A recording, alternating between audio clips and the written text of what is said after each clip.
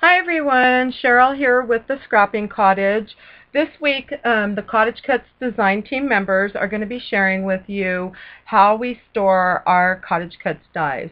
So today is my day and I wanted to share two of the ways that I store them. I have 4 ways that I store my CottageCutz dies, and I'll be back to share the other 2 in a few days. So one of the ways is in a binder, and I believe this binder is about 9 by 9 3/4, so it's a pretty good size binder that I store up in one of my cabinets right behind me, so it's easy to get to.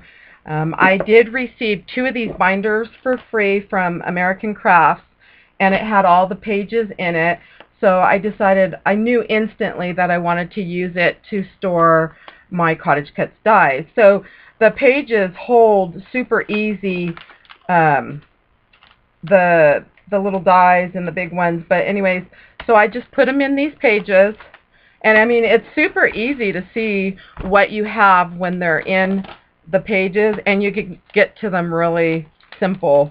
Whoops. So like this. So yeah, they're all just in here. So it holds the small ones, the 4x6s. I have quite a few of those. There's some pages that do hold them, and I just doubled them up, so one's in the front and one you can see on the back. And then there's some pages that hold the 4x6s and the smaller ones.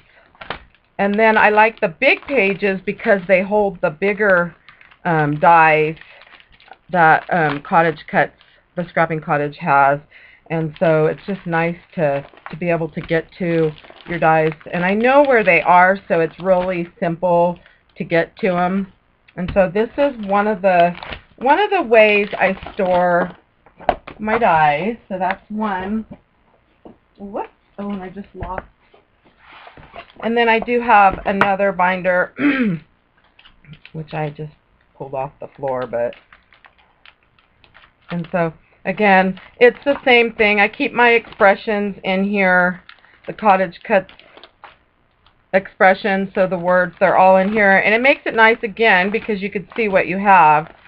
And so, just real easy to go through. And so that's the one way. And then the next way is, again, these get stored up in the same cabinet. I keep my Christmas, so most of my Christmas are in this file box, and I did purchase these at Walmart a long time ago, and so I used to keep my CottageCutz in all of them in 2 of these, and then the other way I store them, so I would keep them in that way too.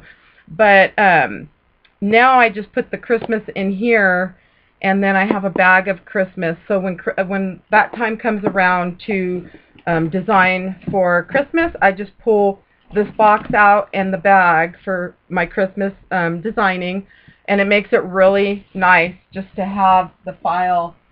And then I do store the Halloween ones in another box, so I have them separated, so it's just, again, when I'm going to go decorate for Halloween, I just pull out the Halloween box, and so it makes it really nice.